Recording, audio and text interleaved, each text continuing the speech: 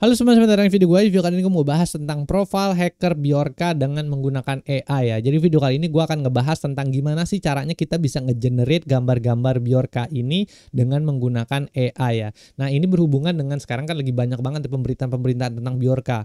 Nah Bjorka yang belum tahu itu adalah seorang hacker atau mungkin organisasi sekumpulan orang hacker yang menamakan dirinya adalah Bjorka yang ngehack gitu ya banyak sistem-sistem pemerintahan yang ada di Indonesia gitu ya.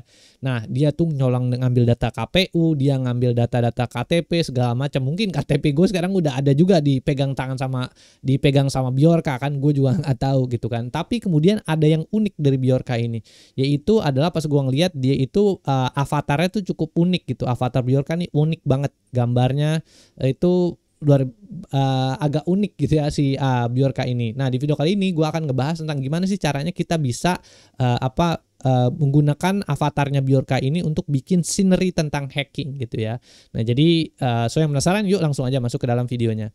Oke, seperti biasa di sini ini masuk ke dalam salah satu kursus gue ya, yang namanya adalah kreasi AI, di mana di sini gue ngajarin teman-teman untuk bisa bisa utilize AI itu dengan lebih bagus lagi gitu. Di kreasi AI ini ada 300 gaya seni dan ada 3.600 contoh gambar ya. Jadi teman-teman kalau yang tertarik pengen ngedalamin AI ngedalamin generasi gambar, AI teks segala macam itu ada di kursus gue namanya kreasi AI. Ada 7.500 prompt juga di dalamnya yang bisa digunakan gitu ya.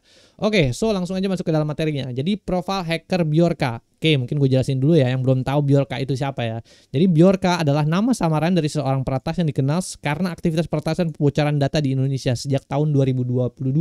Sosok ini menjadi perhatian publik setelah mengklaim memiliki dan menyebarkan data dari sejumlah lembaga negara, perusahaan serta individu melalui forum peretasan antar kebangsaan seperti Bridge Forum dan seterusnya. Dia pindah-pindah tempatnya segala macam gitu ya. Nah, ini ada beberapa latar belakang dan aktivitas yang dilakukan sama Bjorka ya. Deretan aksi peretasan dilakukan hacker Bjorka. Yang pertama adalah data registrasi SIM card. Ini luar biasa.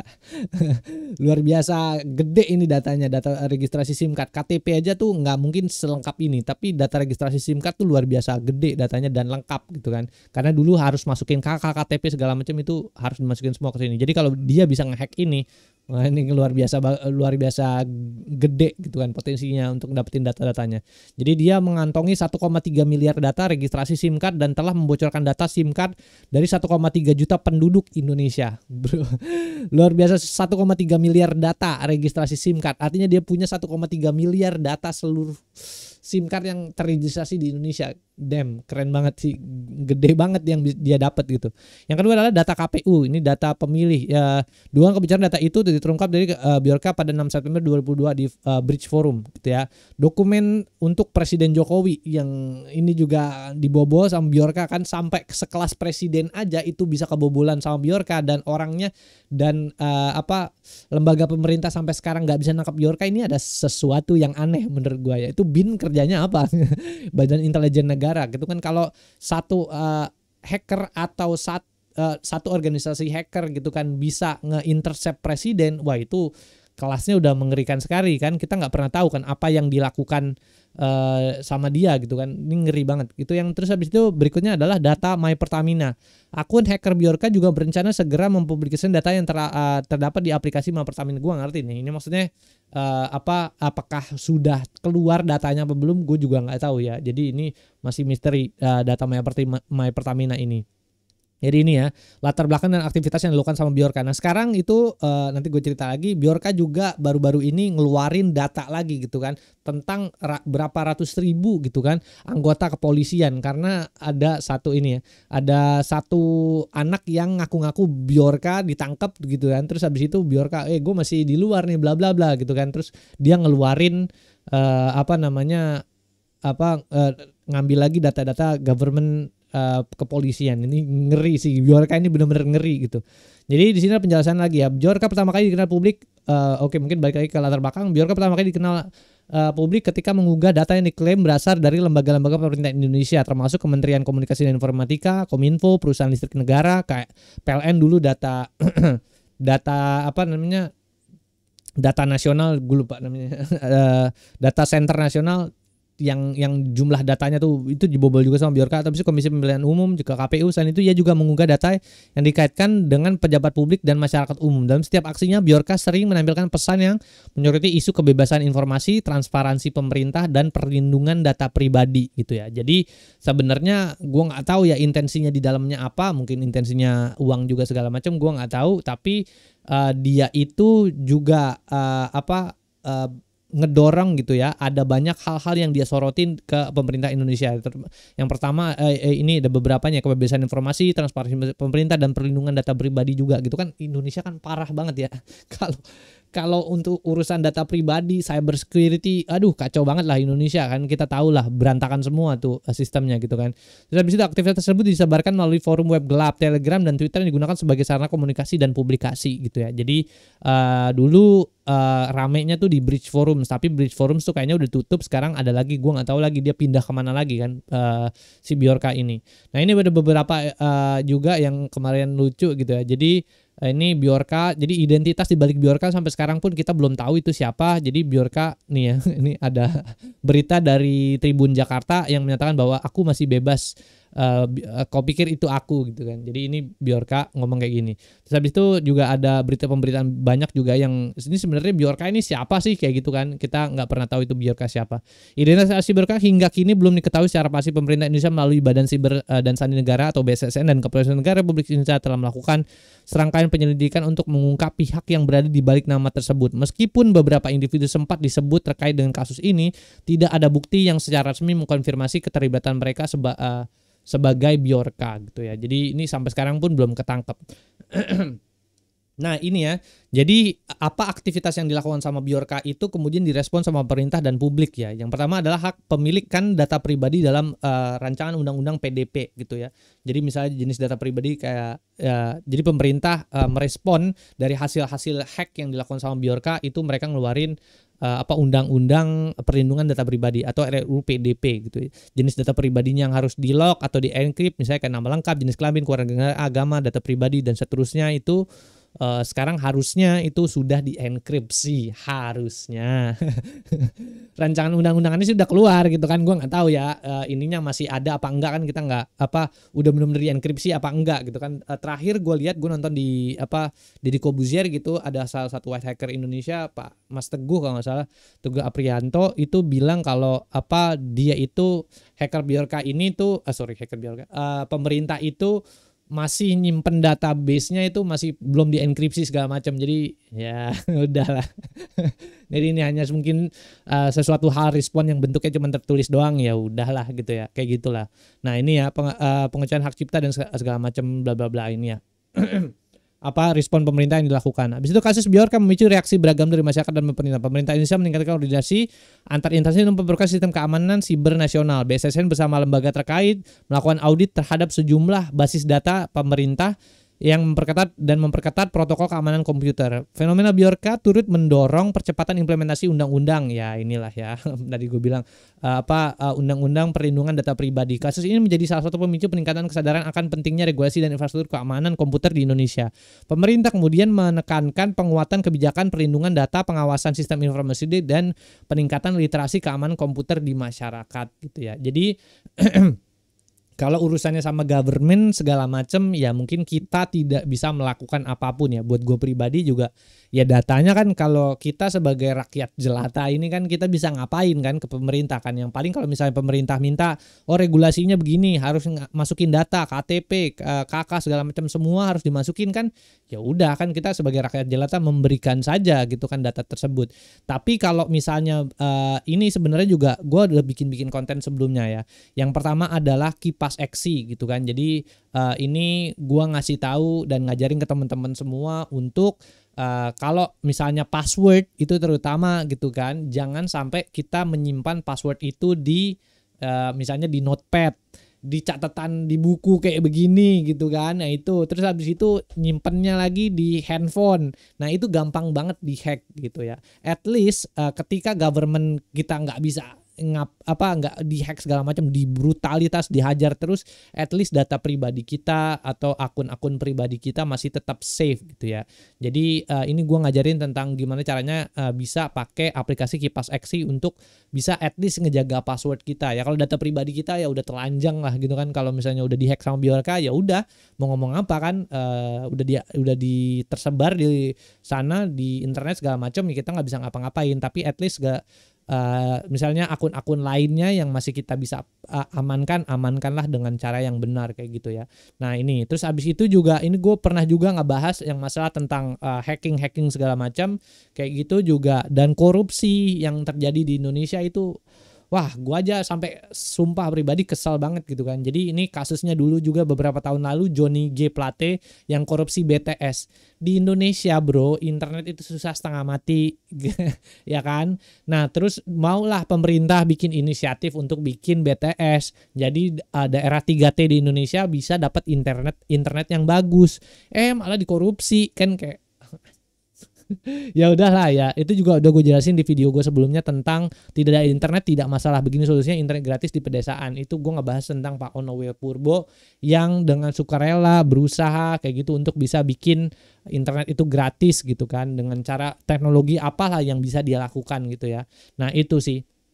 Jadi ya buat gua sebenarnya apa yang dilakukan Bjorka juga gue tidak bisa membenarkan apa yang dilakukan Bjorka gitu ya, karena itu adalah suatu kegiatan yang melanggar hukum gitu, karena itu data breaching segala macam itu sesuatu hal yang nggak boleh gitu dilakukan gitu. Kalau misalnya kita belajar soal computer science atau ilmu komputer kita biasanya juga belajar tentang yang namanya ethical hacking. Jadi sebenarnya kita menggunakan komputer itu kan sebenarnya hanya sekedar tools doang, jadi nggak boleh gitu kita sampai ya melakukan hacking data segala macam bla bla bla kayak gitu, itu sebenarnya nggak boleh gitu ya.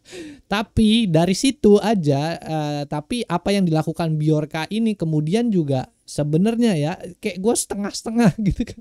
Jadinya kayak di pemerintahnya juga ngaco-ngaco gitu kan. Jadi pemerintahnya juga korupsi lah, datanya kita yang segala macam di dalam sistem itu tidak dienkripsi segala macam. Jadi gue mau dukung tapi dia juga dia juga melanggar hukum. Jadi gue bingung juga gitu kan.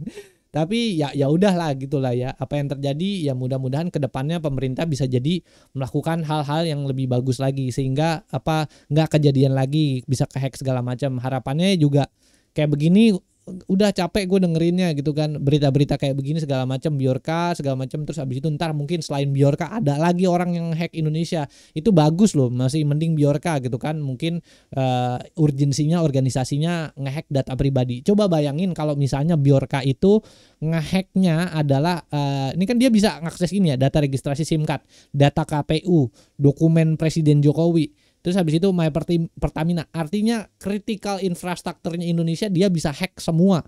Lah bayangin aja kalau internet Indonesia dibobol sama dia, dibikin down 1 jam, itu berapa banyak kerugian yang bisa terjadi gitu kan. Itu kayak wah, Indonesia kayaknya benar-benar nggak ngerti lagi gue gitu kan. Jadi selain data pribadi juga kita harus concern ke masalah ke arah situ gitu. Jadi cyber security lah itu harus kita benar-benar perbaikin. Jadi jangan sampai jebol gitu kan. Kalau PLN rusak gitu, tiba-tiba ada yang meledak dari PLN gitu, dari sistem di hack sama hacker luar gimana kan. Jadi ya itulah kurang lebih ya intermezzo kenapa cyber security itu kemudian menjadi penting gitu. Nggak boleh sembarangan gitu kalau apalagi ngurusin sistem kepemerintahan. Oke, yuk kita sekarang masuk ke dalam gaya seninya ya. Jadi di sini gue bikin beberapa gaya seni yang cukup menarik ya. Dari makanya gue bilang kan Bjorka ini kan avatarnya cukup menarik ya. Jadi gue bikinin beberapa gaya seni. Yang pertama adalah gaya seni dari cyber storm gitu ya. Jadi di sini gue bikin Bjorka dengan punya bentuk yang banyak gitu ya. Misalnya kayak di sini ada error segala macam, terus juga ini kayak datanya flowing kayak gitu kan di dalam kepalanya dia gitu. Jadi ini benar-benar kayak hack kayak di dalam sebuah film yang lagi ngehack segala macam gitu. Nah ini the cyberstorm, terus ini ada template-nya ya. Jadi kalau mau nge-generate gambar yang kayak gini, ini template-nya gini. As Bjorka begins the cyber attack, the digital world around the seem around them seems to shudder. The camera zoom into their face, focus on the intent while the screens before them flicker wildly gitu. Jadi ini tampilannya ya, kalau mau generate gambar Bjorka yang kayak begini itu bisa masukin promptnya kurang lebih kayak begini ya. Nah ini ya, jadi tapi AI misalnya kayak ChatGPT atau Sora itu nggak selamanya bisa juga mampu ngikutin tren yang ada di internet atau tren yang ada di dunia. Kalau kita mau ngegenerate gambar Bjorka yang lebih bagus, nah ini kan gue udah kasih avatar di sini kan, ini ke avatar Bjorka segala macam kan, cari aja di internet juga ada. Nah nanti pas lagi kita masukin ke Sora atau ChatGPT-nya itu upload avatar Bjorkanya juga, jadi hasilnya maksimal. Jadi kalau kita masukin prompt kayak gini, dia dapatnya bener-bener avatarnya Bjorka, jadi bukan orang lain kayak gitu ya. Jadi kayak gini, ini gambarnya. Nah ini template-nya begini, terus di sini ada variabelnya juga di sini, Saberfire, Data Vortex, Government Database, Military Servers dan seterusnya. Ini bisa diganti semua nih. Jadi ini template-nya dan di sini ada variabel-variabelnya semua di sini gitu ya. Nah habis itu berikutnya di sini ada the hacker's code gitu ya. Jadi jadi gua runutin ya ini di sini proses melakukan hacking itu yang pertama adalah namanya bikin payload atau bikin cari apa gue lupa deh. Ini kalau lihat nih itu kan di buku gue banyak nih ya di situ ya, di bawah bagian bawah-bawah gitu. Jadi waktu pas lagi gue kecil itu gue suka banget baca-baca buku tentang ya cyber security dan segala macam. Jadi ada step by stepnya gitu. Kalau misalnya kita mau melakukan apa namanya penetration testing atau pen test gitu ya. Nah itu yang pertama adalah kita reconnaissance kalau nggak salah. Jadi dia cari celah dulu, setelah celahnya dicari lalu kemudian dia cari dia bikin program untuk bisa kirimin program itu masukin ke dalam celah. Nah ini gue bikin gaya seninya namanya adalah the hacker's code. Jadi si Bjorka ini digambarkan sedang membuat sebuah kode segala macam, lalu kode itu atau program itu nanti dimasukkan ke dalam lobang yang ada di sistem, yang lobang yang ada di sistem itu. Nah, jadi gambarnya kayak gini, kayak The Matrix segala macam, terus Bjorka gitu kan di sini. Ya, ini gambarnya kayak gini, terus ini password. Password untuk menggambarkan bahwa ada celah di dalam sistem. Nah, ini terus habis itu di sini juga ada template-nya segala macam. In dimly lit room filled with the soft glow monitor. Bjorka sit in the desk, eyes fixed on the screen. The keyboard clicks rhythmically as Bjorka begins typing to complex dan seterusnya. Ini kayak sebuah penggambaran yang dimana Bjorka itu sekarang lagi bikin program untuk bisa nyerang suatu sistem. Kurang lebih tampilannya kayak gini ya.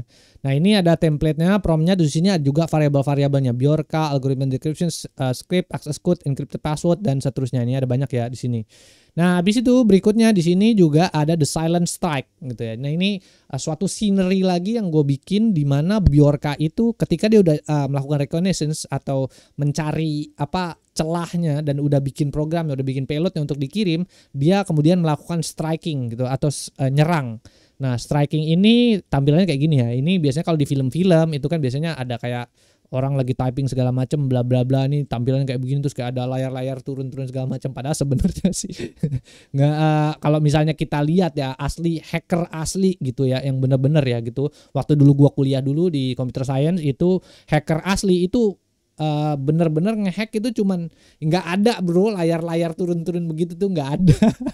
Ya ini cuma mereka bikin program, oh ini begini gitu ya, paling cuman kayak shell script kayak begini doang, oh begini gitu. Itu dulu gue pernah ikut pelatihan di Jogja tentang penetration testing gitu, ya cuman begitu doang gitu. Jadi itu kalau lo ada orang hacker ngaku-ngaku hacker gitu, terus habis itu kayak ada tulisan begitu, ya itu kayaknya itu hackernya terlalu cupu bro. Hacker yang beneran tuh nggak kayak gitu kerjanya. Jadi dia cuman ya emang bener sih kayak ada shell script segala macam kayak begini-begini gitu kan. Misalnya gue kasih contoh yang gini. Nih misalnya ada shell yang bentuknya kayak gini gitu kan.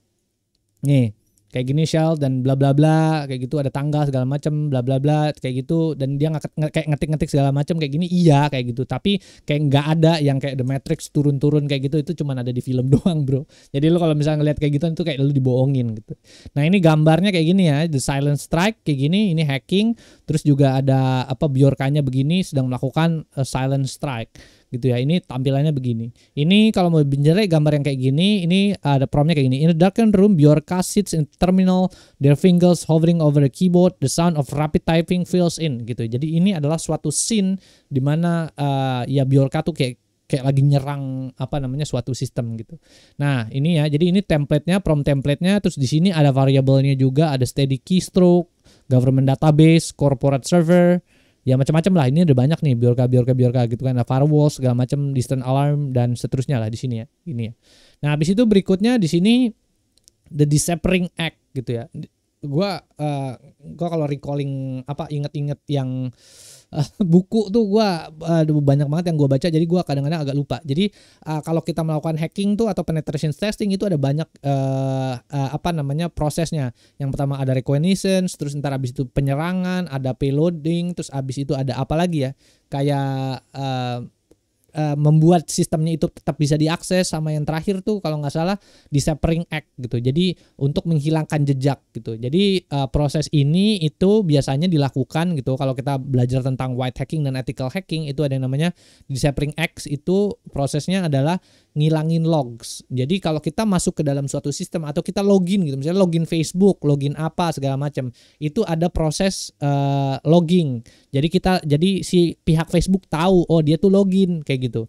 Nah, biasanya kalau hacker-hacker itu biasanya setelah dia melakukan apapun yang dia lakukan di dalam sistem, mereka biasanya melakukan skema ngilangin jejak lah gitu ya, dengan cara entah itu ngapus logs, entah itu ngancurin hard drive-nya, ngancurin apa namanya mesinnya gitu kan yang dia pakai, entah kalau misalnya dia pakai laptopnya dihancurin, apa sih itu proxy, dia pakai proxy-nya dihancurin gitu kan, ininya apa sih namanya, proxinya, akunnya dihancurin segala macam, di-delete segala macam kayak gitu. Jadi ini tampilan scenery ketika Bjorka kemudian melakukan deciphering act, ketika dia sudah melakukan ngambil data dari suatu sistem, dia ngilang gitu. Nah, kalau misalnya mau bikin gambar yang kayak gini, itu template-nya kayak gini. In the quiet of the room, Bjorka sits hunch over the bank of screen, the only light coming from the glow of the monitor dan seterusnya ya. Di kira-kira dia lagi ngilang gitu ya, tampilan kayak gini.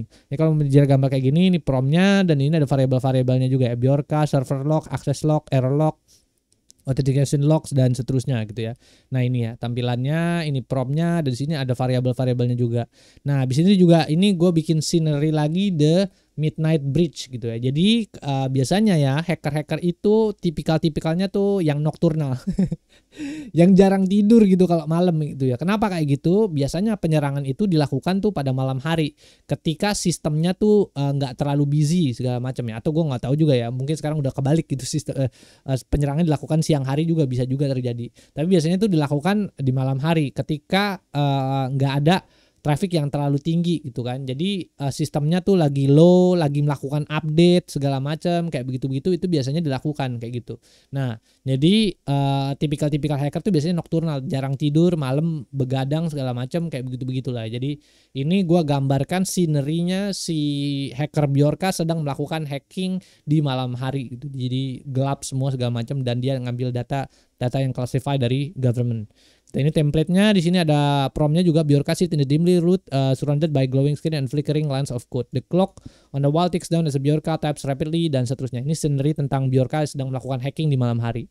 Nah, ini template-nya, prompt template-nya di sini juga ada variabel-variabelnya ya. Top secret document, private email, cyberfire, data vortex dan seterusnya gitu. Kayak gini ya. Duh. Ya itu ya. Terus habis itu berikutnya di sini ada the anonymous broadcast gitu ya. Meskipun juga ini adalah sesuatu hal yang cuman ada di film ya, kayak kan kalau misalnya kita nonton film gitu kan ada kayak ya hacker Indonesia bla bla bla, padahal suaranya dubbing. Ya terus ada hacker yang kayak bikin broadcast segala macam kayak gitu-gitu, itu cuma ada di film bro sebenarnya. Jadi kalau hacker-hacker asli itu tidak akan melakukan kayak gitu, karena semakin banyak publikasi yang dia lakukan gitu kan, itu semakin banyak jejaknya dia akan di-track sama orang lain kayak gitu. Nah makanya biasanya kalau kayak gini misalnya anonymous broadcast, terus lu ngelihat ada hacker segala macam bikin video segala macam, nah itu mah bohongan. Nggak mungkin hacker-hacker yang bener-bener jago tuh melakukan kayak gitu tuh, jarang dan nggak mungkin bisa kayaknya nggak mungkin terjadi gitu. Kayak massive attack tuh yang dilakukan sama hacker tuh nggak mungkin terjadi. Tapi kan ini kan kebutuhannya kan scenery, bikin keren aja gitu kan. Nah jadi di sini gue juga bikin juga nih salah satu gaya seni lagi, namanya ada Anonymous Broadcast ya, dimana Bjorka itu melakukan broadcast secara mandiri, kayak bener-bener dia bikin broadcast gitu, ngejelasin tentang data breach-nya atau apalah kayak gitu ya. Nah ini tampilannya, terus ini ada rekamannya, terus ini encrypted message Bjorka segala macam kayak gitu. Ini mana di film ini. Ya, ini terus ini template-nya kalau mau bikin genre gambar kayak gini, kurang lebih template-nya gini. Bjorka sit in the front of an old unmarked camera, the only light coming from the glowing screen around them. The mask obscure their face, adding to the mystery gitu ya. Their voice dan seterusnya gitu ya. Nah, ini tampilannya Bjorka kayak begini, lagi melakukan anonymous broadcast. Jadi ini prompt template-nya ini, terus ini variabelnya juga ya, data Bjorka, internal emails, 30 second, 10 second countdown dan seterusnya. Ini kurang lebih tampilannya kayak gini. Nah, habis itu berikutnya juga ada gaya seni juga yang namanya The Data Revelations gitu ya. Ini juga, ini cuma ada di film gitu kan. Kayak si Bjorka tiba-tiba kayak ngehack gitu kan news, TV news, terus habis itu dia ganti channelnya semua jadi mukanya dia gitu. Itu kayak nggak masuk akal banget gitu kan. Ya kalau kayak gitu ya dia hackernya ketahuan lah gitu kan. Jadi biasanya yang dilakukan sama hacker-hacker gitu, kalau misalnya mau melakukan pushing data atau publishing data atau jualan datanya, itu dia masuk ke forum-forum yang underground gitu, atau masuk biasanya disebut dengan deep web ya. Jadi deep web itu tempat di mana forum-forum underground para hacker-hacker segala macam ya, mereka jualan segala macam gitu, itu adanya di forum-forum underground. Nah ini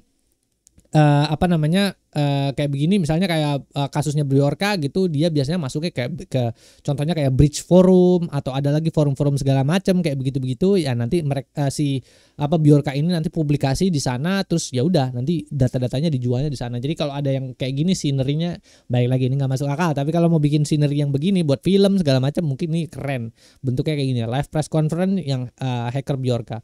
Jadi kalau mau jadi gambar kayak gini, prompt-nya kayak gini. In dimly lit room, the hum of the computer files in the air as a Bjorka stand before the large screen, finger poisoned above the keyboard. Data they have uncovered, treasure trove of leaked information is ready to expose to the world, kayak gitulah. Jadi tampilan kayaknya si Bjorka kayak lagi pengen nge-push gitu kan data yang mau di leak lagi gitu ya. Ini ya The Data Revelations, ini gaya seni berikutnya. Nah ini prompt-nya dan ini variabel-variabelnya yang bisa diganti-ganti sendiri lah nanti di prompt ini. Nah habis itu, nah ini juga ya yang menurut gua ini mungkin akan terjadi atau tidak akan pernah terjadi gitu ya. Jadi ketika Bjorka itu benar-benar ketangkep atau Bjorka itu benar-benar unmasking, jadi ngebuka masknya. Ini bahwa dia itu adalah Bjorka kayak gitu ya. Jadi ini gue nggak tahu ya, ini tinggal kemampuan polisi aja, apakah dia mampu untuk bisa nangkep Bjorka ataukah Bjorka yang kemudian revealing dirinya sendiri kayak gitu ya. Nah ini ya gue juga nggak tahu nih, sebenarnya kita sampai sekarang aja kita nggak tahu siapa Bjorka itu, kita nggak tahu. Nah tapi kalau misalnya ini bisa juga dibikin gitu kan, unmasking Bjorka ini dengan cara scenery kayak gini, dengan cara bikin prompt yang kayak gini. The room is silent, the tension is palpable. Bjorka stand in front of the crowd, stunned onlookers, their identity hidden beneath a sleek mask. With the deep breath, Bjorka slowly reaches up, their finger brushing against the edge of the mask gitu ya. Jadi kalau misalnya mau bikin gambar yang kayak begini, kayak ada suatu profil tertentu yang buka topengnya, misalnya Iron Man buka topengnya dia kayak gitu. Nah itu bisa juga scene-nya dibikin modelnya kayak gini gitu kan. Jadi ini orang buka topengnya gitu. Nah habis itu ini prompt-nya, dan di sini ada variabel-variabelnya juga ya Bjorka.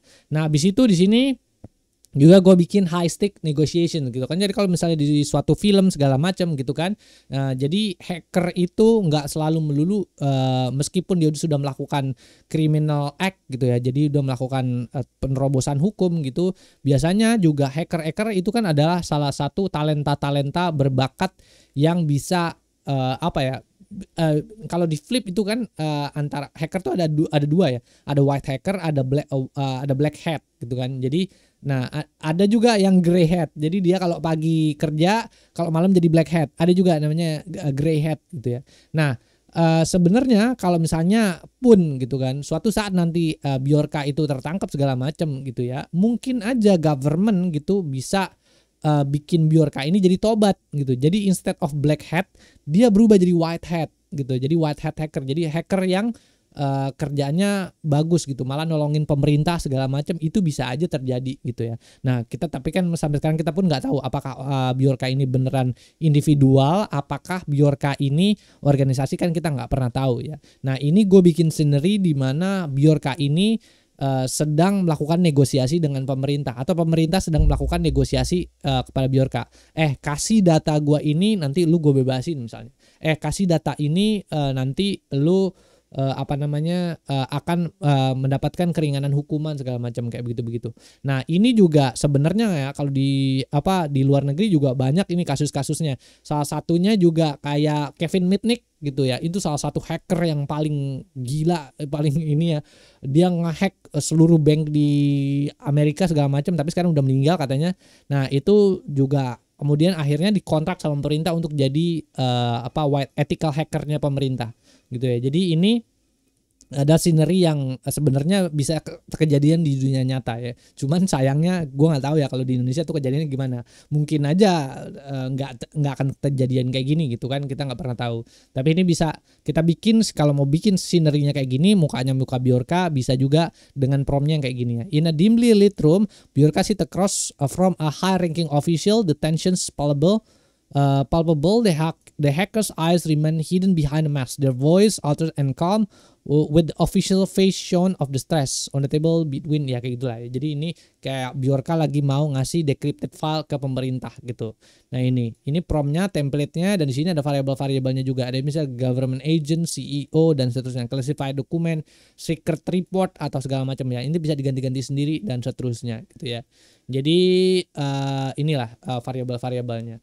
Iya, mungkin itu aja sih yang bisa gue sampaikan di video kali ini.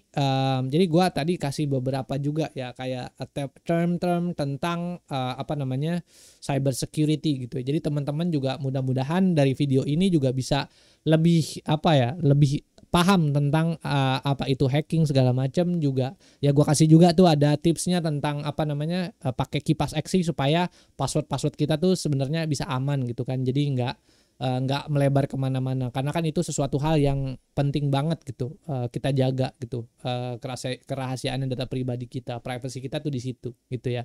Nah itu aja sih yang bisa gue kasih di video kali ini, mudah-mudahan bermanfaat. Jangan lupa bantu share, like, sama komen. Di situ ada website gue juga, unsundoro.com ya. Bisa ngobrol-ngobrol sama gue, kalau misalnya mau ngobrol bisa lewat situ ya. Oke, thanks semuanya nonton. Oke, bye.